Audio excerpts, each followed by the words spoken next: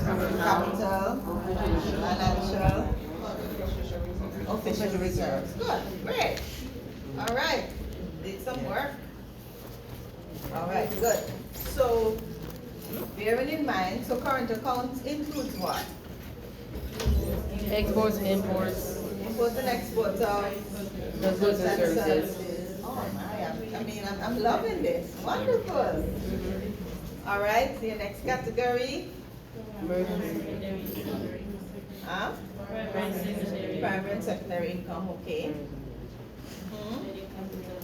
Then your capital account includes what? Investments, Acquisition of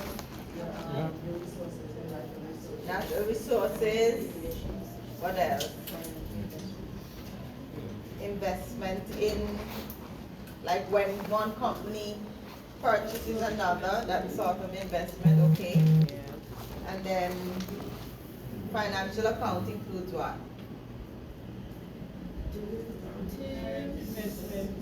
Investments, financial investments, yes. All right. Portfolio investment securities. Portfolio investment, yes, yes, okay. And your official reserves is what? Official reserves are like your SDRs. SDRs, foreign exchange, foreign currencies, let's say foreign currencies, all right? And the official reserves is used by, that account is used to do what? To pretty much balance your balance of payments, to adjust your balance of payment. So if you have a deficit, you're going to do what? You're going to use that official reserve account to do what? Increase it. To cover it how? By increase. Cover it, right? It's okay. You decrease your reserves to increase your balance of payments. So you're gonna purchase. If you need to cover that, you would borrow some money from other countries, yeah. All right. And if you have a surplus, you may want to do what? Sell some securities, yes. Okay. The official reserves are also used to make adjustments to the exchange rate. Let's say your exchange rate is falling and you want to bring your profit up. That's where you use your official reserves to do that as well. To go into the market to increase the demand for, so you're going to buy or sell your currency depending on the situation of your exchange rate. All right? Okay, so given that a Japanese insurance company purchases U.S. Treasury bonds and pays out of its bank account kept in New York City, we know that there's always a debit and a credit, right? yeah. So, Shimari, what happens there?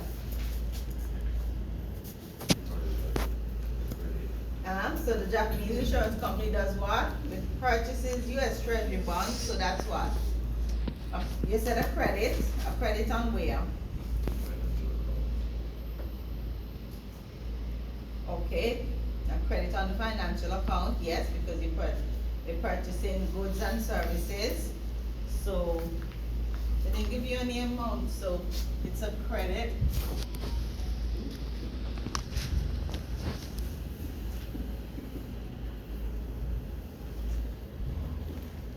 Is it on financial account?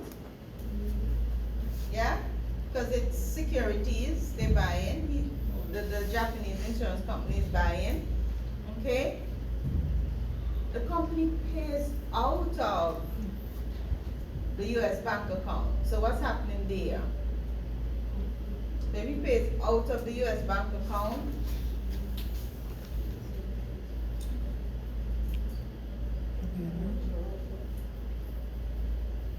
What do we say? Uh-huh.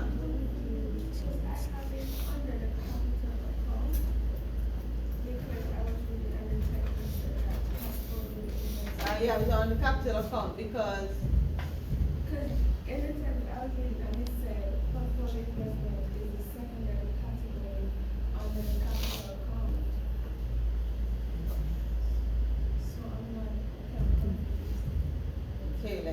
let's go back.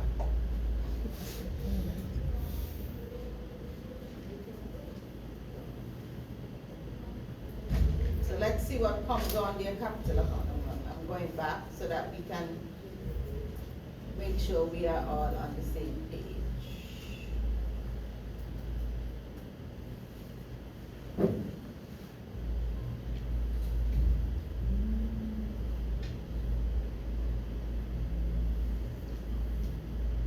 This you can just check page 63 and you'll see it.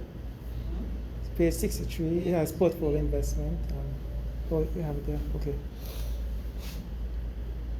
It's right there already. It's showing where she read it, where I read it as well. Portfolio investment. Portfolio, read it. Portfolio investment. The secondary category of the capital account mostly represents sales and purchases of foreign financial assets, such as stocks and bonds, that do not involve a transfer of control. Okay. Let's go to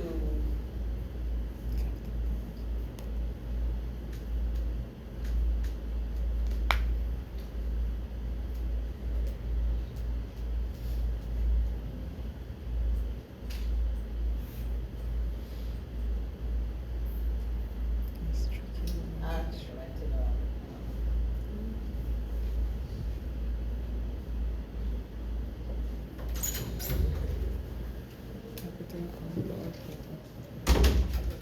chapter 2, yeah, that's chapter 2. I have to find it.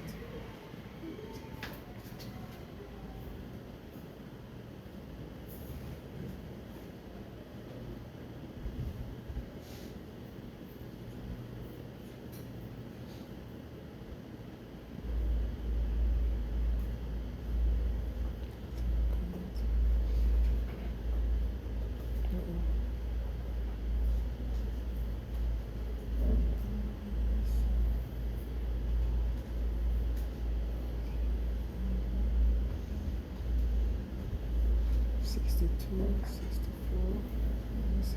62. 62.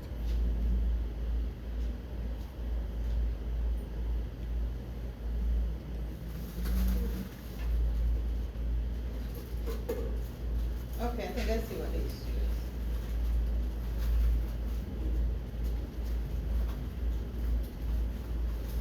Yeah, now she got it. 62. It's, You just passed it? Oh. no, I see what the issue is. So, remember I said to you, your notes would have come from the later version of the textbook. Okay. So the later version of the textbook calls it the financial account. But this says capital account. This one says capital account. Okay. Okay? So it's not that, it's incorrect. Okay? I use the other text for the notes. I have this up because that's what most of you have. Right? So your notes will say, I'm pretty sure, your notes will say the financial. So go to the slides. This says financial account. Go to the slides and tell me what that says. Financial account, right?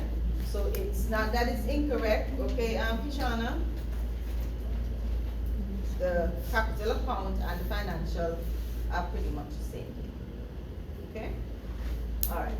So it's a credit. And so Shimari is saying the purchase is a credit. Alright?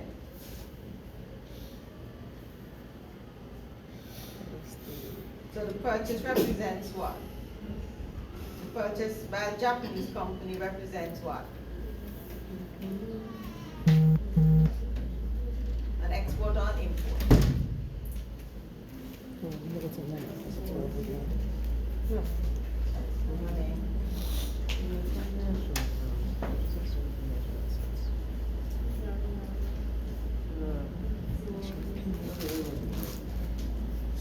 Just think about it.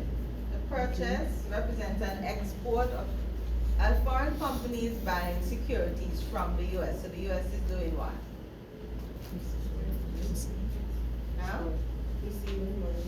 So it's right here, it's right up on the screen. So a capital account balance measures the difference between US sales of assets to foreigners and US purchase of assets of foreign assets, right?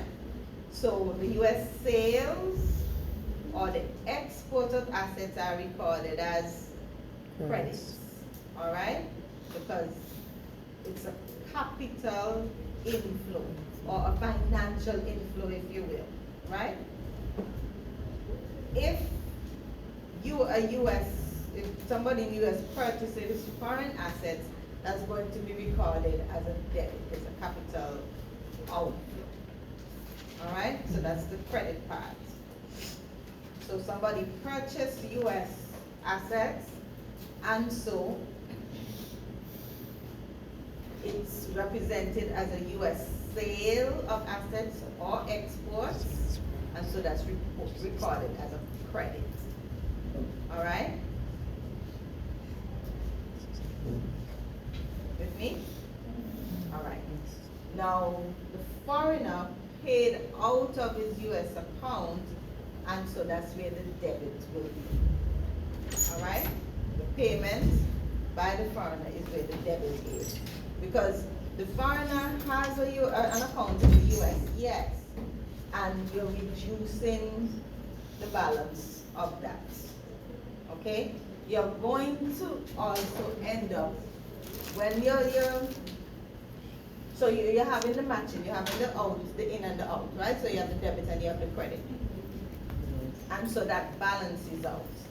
But one of the things that the chapter was ensure that it spoke to is that there are often imbalances, because sometimes you will miss transactions, right? So if Heaven sends money to her brother or sister in St. Lucia, that may not get captured. All right, she may send it MoneyGram, and MoneyGram is slow to report transactions, or they need an error or something. So there are imbalances. How are imbalances treated?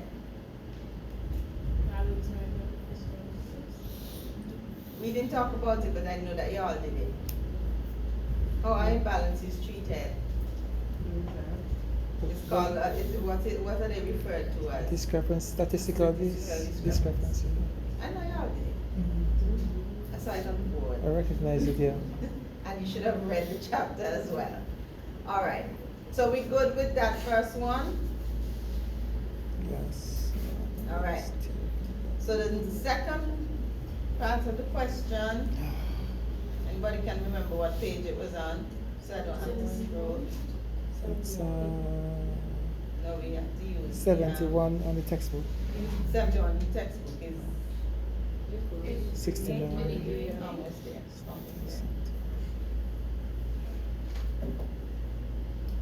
All right. So a U.S. citizen consumes a meal at a restaurant in Paris and pays with her American Express card.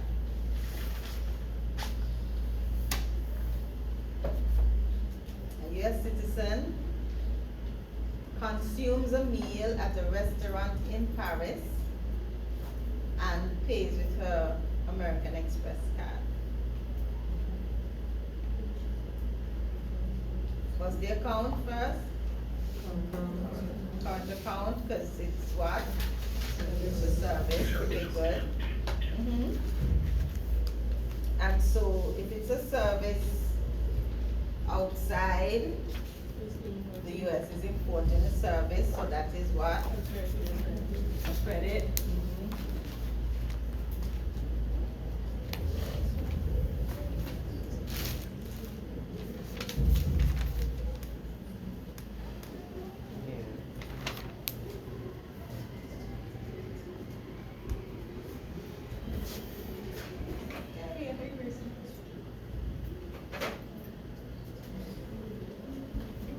Okay, so what's the other side?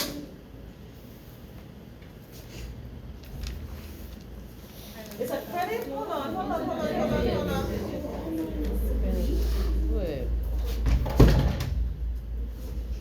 on.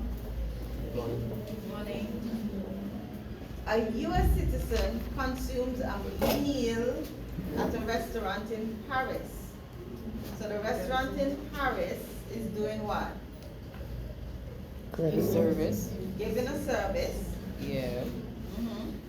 to a U.S. citizen. So it's crediting. We are on the U.S. balance of payment. US balance of payment. So It's a debit or credit, explain. it is a debit. Nicholas, your turn. I didn't forget the one, the people in the back. It's why?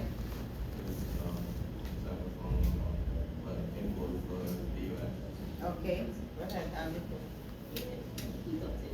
Okay, all right, so say it again for me loudly. It's a debit because it's an import for the US. It's an import for the US, because it's a US citizen, somebody who lives in the US, right? So it's a debit. Okay. And then what's the other side of the transaction?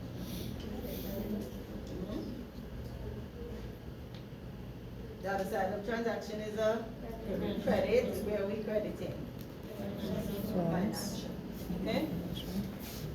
Information.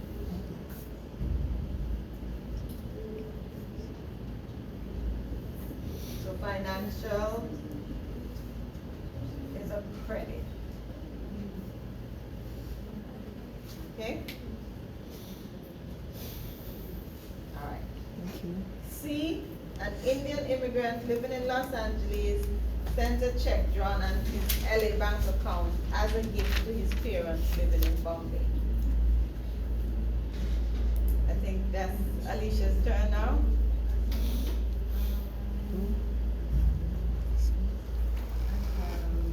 Debit to the current account.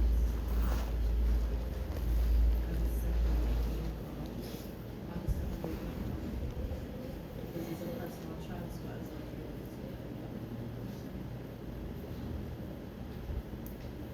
All right, I'm listening to you.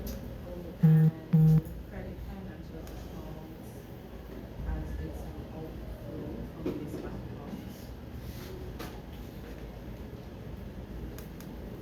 Anybody want to support her? Or not?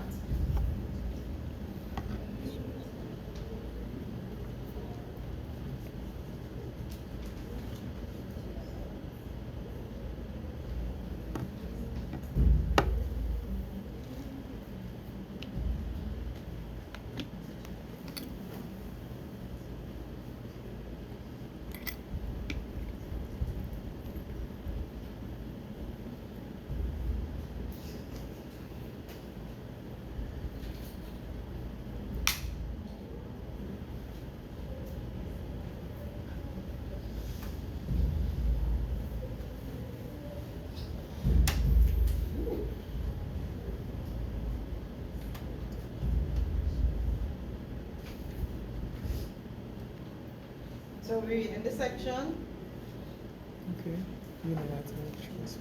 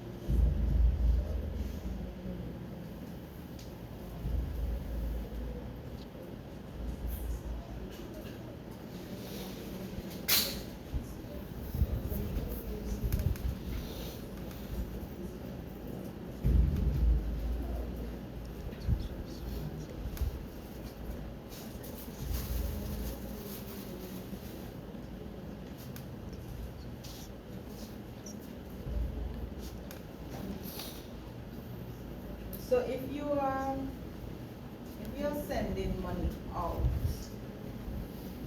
All right?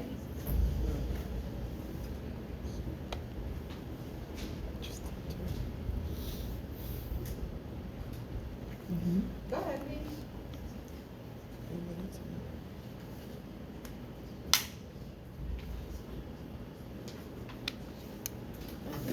So it says that the unilateral transfer where there's just money going out, all right?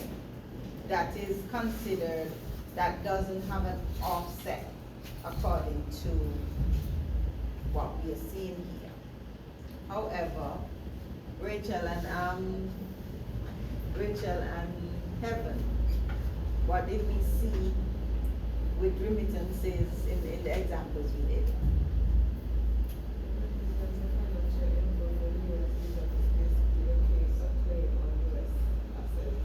It's a claim on US assets. So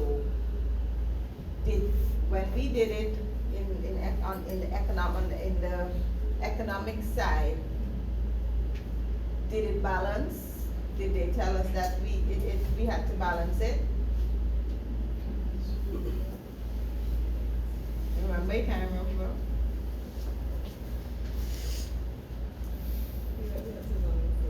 We had to balance it, yes.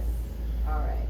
So the way it's dealt, we look at it as, yes, the money is flowing out, but you're actually exporting something. All right? Money is flowing out, but you look at the money leaving, so you look at the export, all right, of the remittance, okay, as a credit, but then the money leaving is what is considered to be the debit. All right? Y'all with me? So you are exporting goodwill, if you will, and because the money is flowing out, the money is actually going, then that is the debit because the money is in the account. All right? Yeah. Okay. So that's where I'm gonna leave it for now with the balance of payments, but we also need to look at the connection between balance of payments and what? What did we do previously? Exchange rates, all right? So we need to look at the connection between the balance of payments and the value of the currency. So, you know, we have fixed exchange rates and we have flexible exchange rates, right? Yeah. And so, with the fixed exchange rate and the flexible exchange rate, the arguments for and against it often refer back to the balance of payments, right? And I would have said not too long ago, if your currency, so a country that has flexible exchange rates, what they will do, they will use the balance of the official reserves and the balance of payments to make the adjustment to their exchange rate. If they think the exchange rate is falling too low, what are they going to do? They're going to try to push it up, and so they're going to take money from their official reserves and purchase US securities. So what that does is drive up the demand. So it's like an artificial adjustment, but it adjusts the exchange rate. All right? Also, if you have a flexible exchange rate and you have a balance of payments deficit, what is going to tend to happen with your exchange rate? If you have a balance of payments deficit, it means what? That you have to be spending more of your money, all right, to import, and so your currency is going to do what? It's going to depreciate. It's going to depreciate. All right? And so that is why there was that argument about the U.S. having a false, the U.S. currency being overvalued, because the U.S. currency was being overvalued just simply based on the fact that other exchange rates were fixed to it. But the U.S. had a balance of payment deficit, all right, because the U.S. imports quite a bit. And that is why the issues that are coming up now based on Trump's policies can potentially end up in a depreciation of the US dollar. Tell me how you think, based on just the little bit that we have done on exchange rate so far and balance of payments, tell me how is it that you think Trump's policies of putting on tariffs on foreign goods, then retaliation from the other countries of putting on tariffs on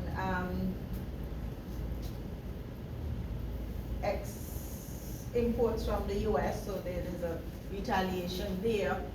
Tell me, just based on your little knowledge from just these last couple of sessions, what you think would be the result of Trump's policies?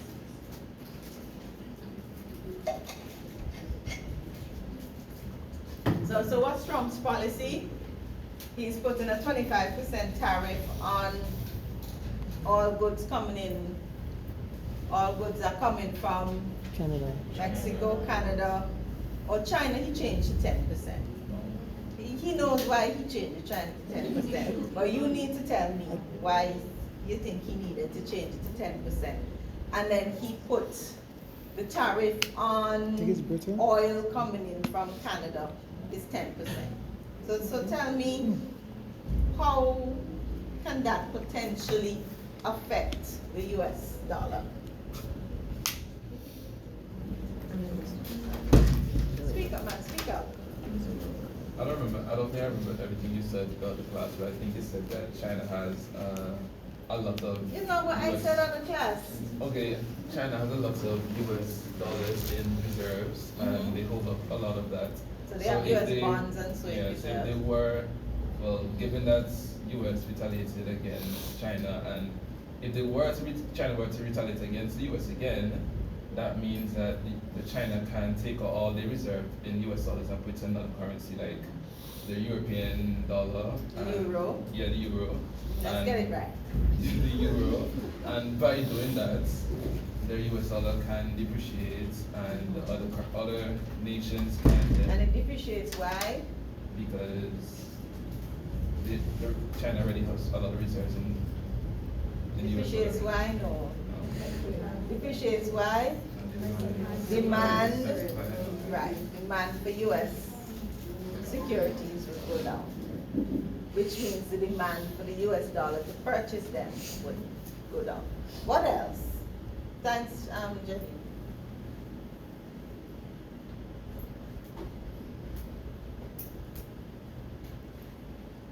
Okay, let's put in the mix the fact that he's trying to lay off millions of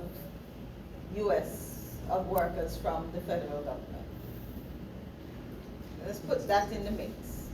How does that affect the economy and in turn the dollar and in turn their balance of payments? It increases the unemployment rate. It increases the unemployment rate, right? And when your unemployment rate increases, what happens? No, Less not yet. spending power. We'll come back to the cost of living increase question. Yeah, it creates less spending power. Creates less spending power, which is going to put a dampening effect on the economy. Because if people are not spending, they don't have the money to spend, then the US economy declines. If the US economy declines because of the interconnectedness, what happens? Other economies will be affected. Now let me hear about the increase in the cost of living. The increase in the cost of living comes from what? Comes from what? The tariffs. Because if the US citizens and residents, they are accustomed to certain products, right? And a lot of the products coming from Canada, for instance, and even Mexico, and well, China for sure, right? So when the tariffs go on, it makes the goods more expensive for the US customers. So what will be the effect, and how do you balance it out? So it carries up the price, okay, of the foreign goods. Yes, the government is going to get, it's positive for the government in that if the demand remains high, government will get taxes, yeah? So it will help them on their fiscal side. But then, if there are goods that can be substituted within the US, then what happens?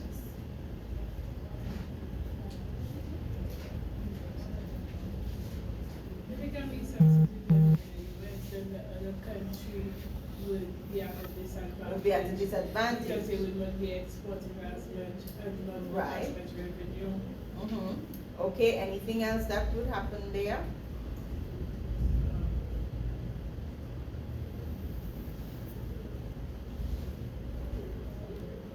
So they have to balance it out, because if persons now begin to, they stop purchasing from outside, the government not gonna get that extra tax that it's looking for. All right, so there's an effect there as well. But the retaliation is what can end up affecting the US economy negatively. All right? Because what may happen is that the Canadians, the Chinese, they won't import from the US. They're going to find other places to import from. Right? And so it will affect the US balance of payments. Perhaps with the tariffs, people will continue to purchase because maybe it's still cheaper than some goods, even with the tariffs. And so US imports will remain where they are. And then it's the net effect, it's how it balances out remains to be seen. But there are,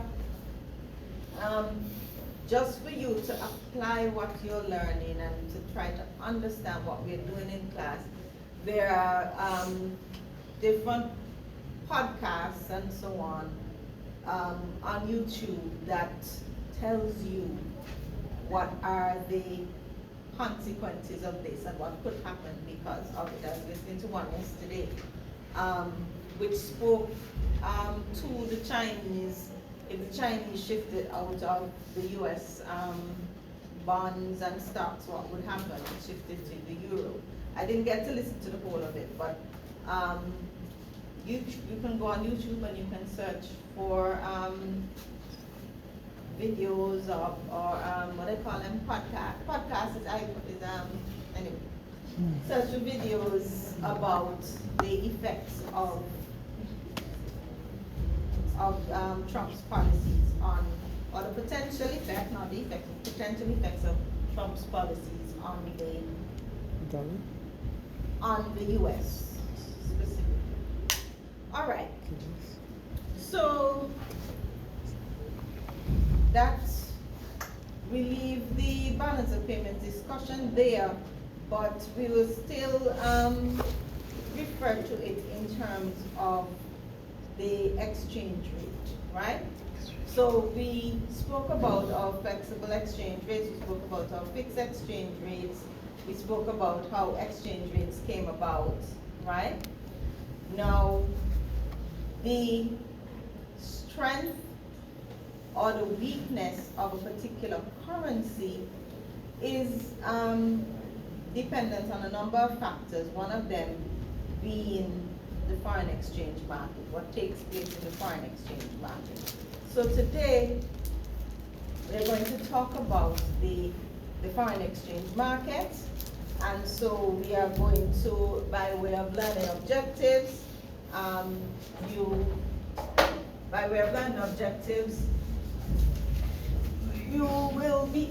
to understand the functioning of the foreign exchange market?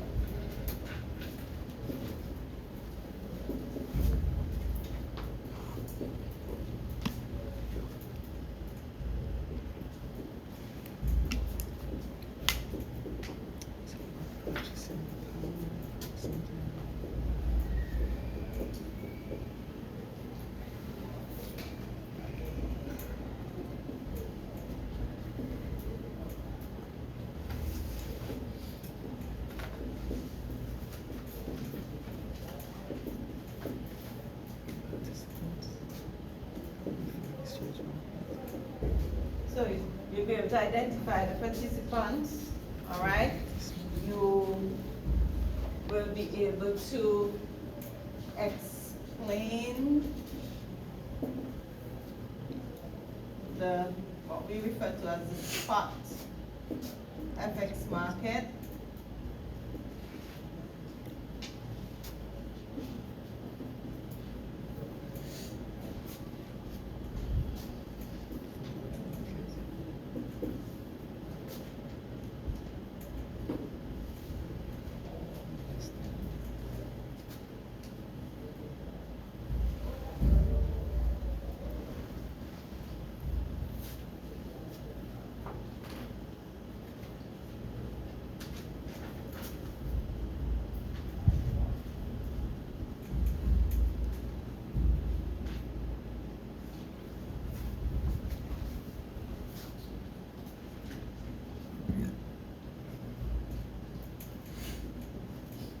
All right, so by way of learning outcomes, that's what we're going to be looking at today, right? That is in your text, it's chapter 4. So please read ahead. I don't think I posted these slides.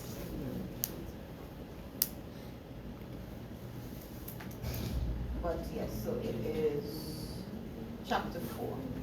All right? So let me just switch.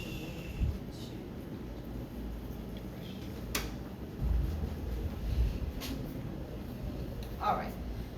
So we are looking at the foreign exchange market today. All right.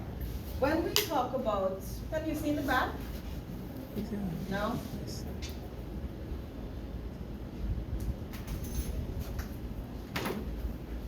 All right, let me stop this slideshow.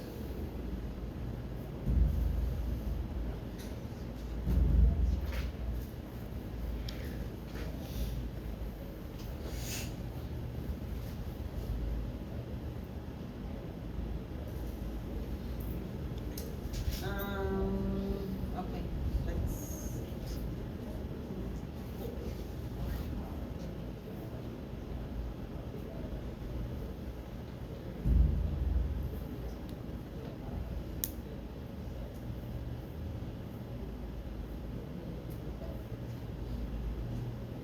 Okay, it doesn't want to do what I want it to do.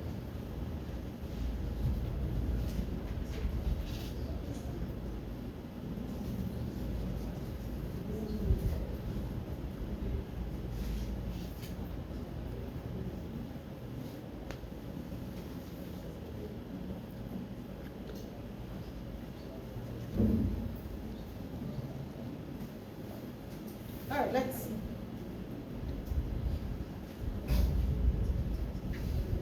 That doesn't, but okay, I'll speak to it and I will post it later. So take notes to those in the back who can't see. All right, so the foreign exchange market is a market, right? What's a market? Some place where you are. Buying and selling You exchange goods or services. goods and services. So in this case, we're exchanging foreign exchange. All right? So it means that you're exchanging currencies. All right? So the foreign exchange market is that market where you and I, all right, individuals, companies, and banks buy and sell foreign currencies, or as we call it, foreign exchange. Now,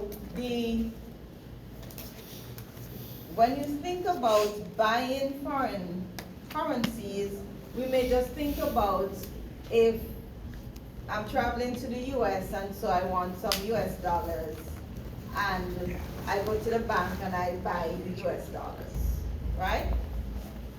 So that's only one aspect of it. Okay, the actual exchange of the currency is only one aspect of what happens in the foreign exchange markets. All right?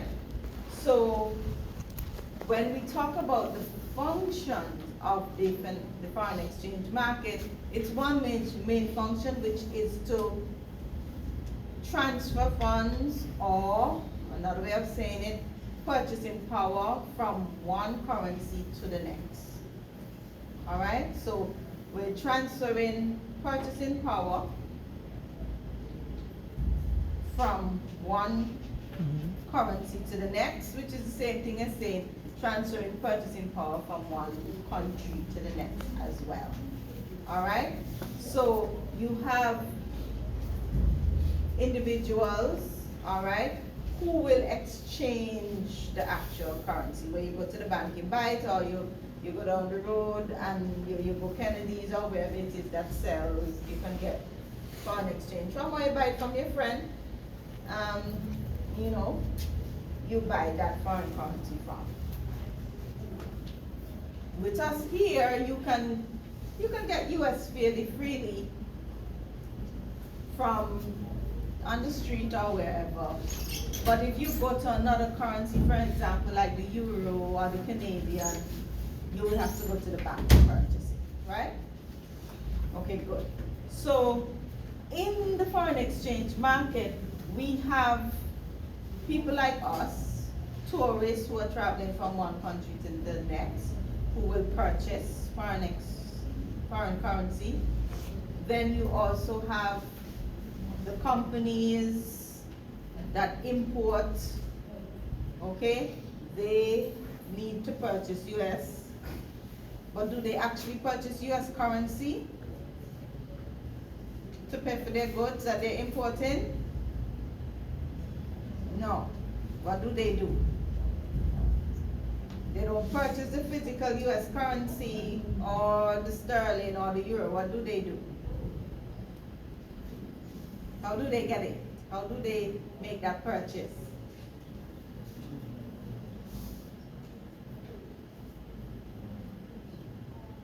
You could say it. I know you all know.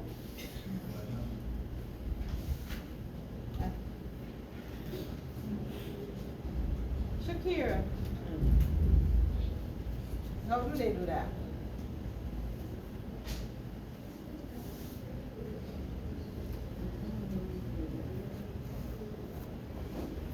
How does Frank B. Armstrong buy goods that it needs out of England? Huh? A wire transfer, yeah. So the companies, they go to the bank and they will do a wire transfer, yes? Okay. All right. So you have those people. Then you have investors. Those persons who want to purchase investment securities from other countries. What do? Usually they go to the bank, all right? It's only if you are a citizen of another country and you may have a bank account there that you would use your electronic banking and make the purchase, right? They have to go to the bank. So you have what we refer to as the bottom of the foreign exchange market, which is the basic transactions in the market, right? Then, so that's the first level, or the bottom level. Then you have that second level, which includes the commercial banks that make the transactions on your behalf, that purchase the currencies on your behalf, all right? Now, when the commercial bank does those wires on your behalf, on our behalf, on behalf of the companies, they have to use a system to get that done. So you have the bank, so you have the commercial banks, and then you have, could be a clearing house or a payment system that's controlled by somebody or an institution, or you have what we refer to as SWIFT, SWIFT, which is the transfer system that banks use to move monies, all right? And so those are on the second level. So the commercial banks, the clearing houses, SWIFT, and so on, they are at the second level because they use the foreign exchange as well. They buy it and they sell it, all right? Then you have the third level, which is foreign exchange brokers, okay? And so they will have an inventory, not of cash, but of accounts, bank accounts in different currencies that they use as to buy and sell or provide currencies for the commercial banks and the clearing houses, all right?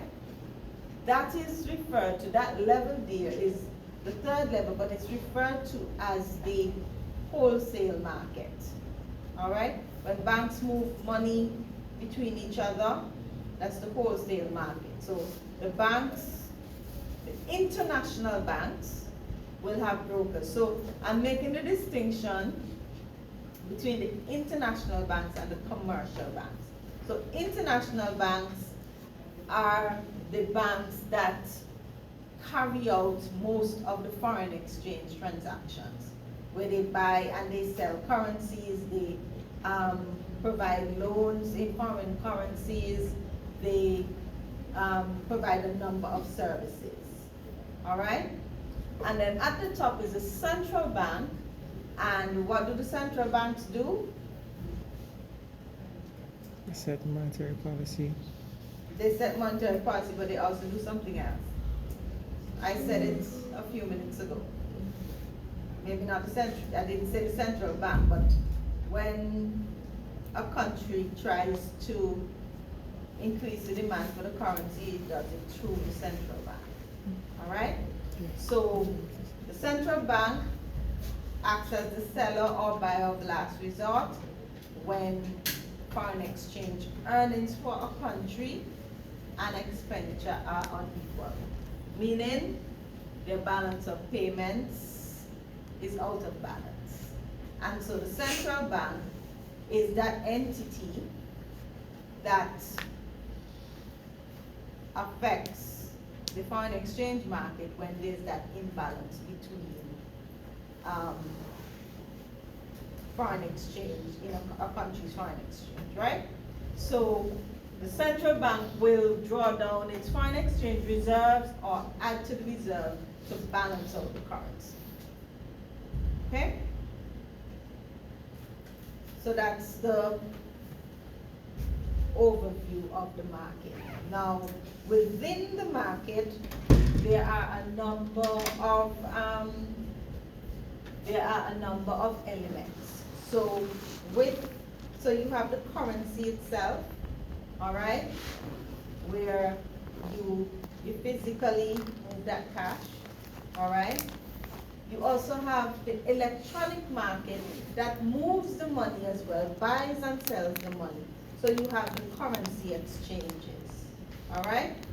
You have the physical ones, otherwise known as cambios, all right? You know, if you travel, I don't know how many of you travel, if you travel to a non-Caribbean country usually, and even a Caribbean country, you would see a sign as you go into, when you're going into arrivals, you see a sign that says exchange, it may say cambio, all right, where you can exchange your currency.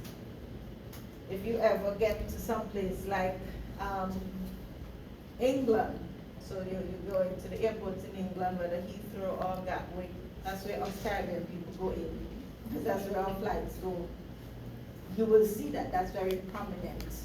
And you can exchange all sorts of currencies. They will buy and sell currencies there.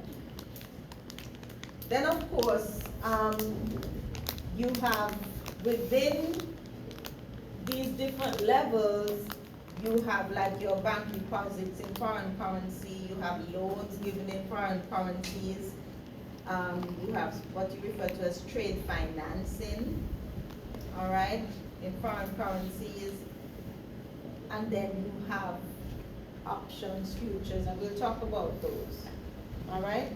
So the other things happening in the market. So we spoke about the first function, the main function being to exchange purchasing power, right? The other function is the credit function, all right? So credit meaning when you're exporting and importing, you need to be able to pay for them, all right? So I mentioned trade credit. So credit is needed when you have goods in transit, and so it gives the buyer time to make the payment. So the seller goods make the payment. That's where you have letters of credit, all right? That's where you have an exporter giving our Antiguan companies credit up to, whether it be 60 days, 30 to 60 days. Some give 30, some give 60, it all depends, all right? So that's credit, the credit function of the foreign exchange market, all right? And then we also have to look at, because we are talking about exchanging currencies, and we're talking about flexible exchange rates and fixed exchange rates, we need to understand how that works, all right? So when you talk about the exchange rate between two currencies, it is how much of one currency you need to purchase the other, right? So how much EC dollars you need to purchase one US dollar? 270 if you're on the, well, depending on where you are, because the other day, where was I? I can't remember the establishment I was in, and maybe that is a good thing. But they told the tourists that it's $250 for one US. And I was appalled. And I said to my mother, let's go please. Because I would have said something. 250, 260, maybe. But 250? That's just crazy. All right? So, the rates are established, so our dollar is fixed.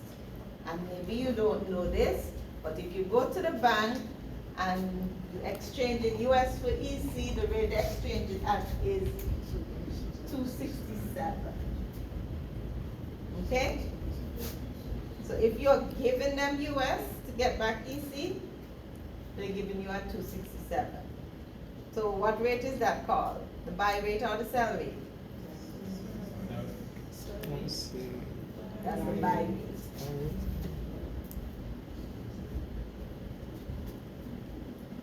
Okay? The sell rate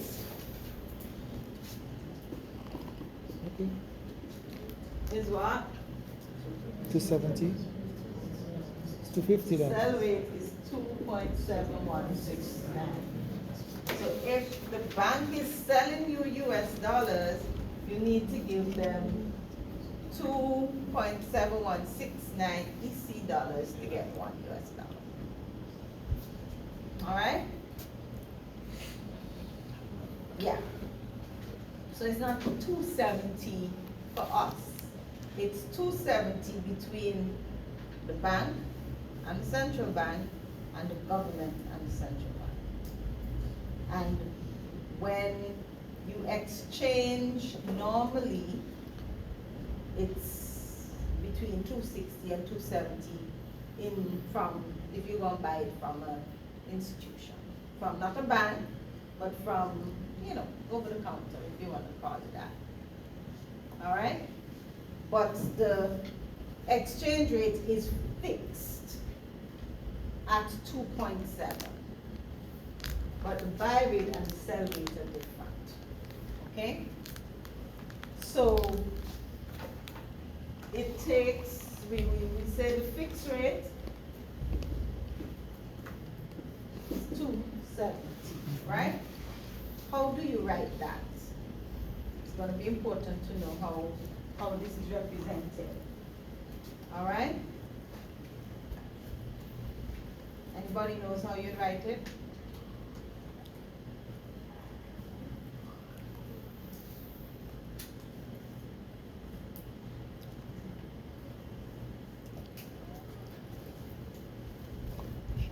No? We're just talking about the conversion, right? So just say 270 You say 270, so it's X CD or something. that's how you write it. I don't know. $1 gives you 270. Okay. And I thought they would put it as a fraction, like underneath it. That's how I know. Like, okay. So what's the fraction? What's the fraction? So it's 270 EC and over $1 US. That's how we put it. Right? No, I take it. $1 270. Okay. All right? Yeah, so Okay, so the exchange rate between the dollar and the euro, we're using, I represent the euro here in my notes, is equal to the number of dollars that you need to purchase 1 euro. All right? Simple. So the euro is equal to, and unfortunately, every time I put in the euro symbol, PowerPoint changes it to this thing there. All right, for whatever reason. So that is supposed to be that. Right, but PowerPoint changes it to that funny little looking thing there. So that's how you would write it. Okay? The euro, how much dollars it needs to purchase a euro is the which we use to represent the euro in this case is dollar / whatever the amount is. Dollar / euro. Okay? Now, if when we write it, R equals, if we write it that way, then it means that it takes 1 euro to purchase $1, so it's equivalent. All right? It takes $1 to purchase 1 euro, so it's equivalent there. So that's an equivalent transaction.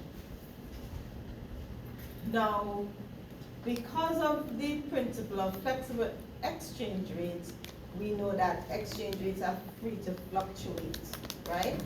Some rates are fixed, but the principal currencies, the currencies of all the developing countries, are floating or flexible. All right? So how is the exchange rate actually established? It's demand and supply for the currency. All right? So just like you have demand curves are what? Downward sloping? Upward. All right? Just like you have demand and supply for goods, a particular good,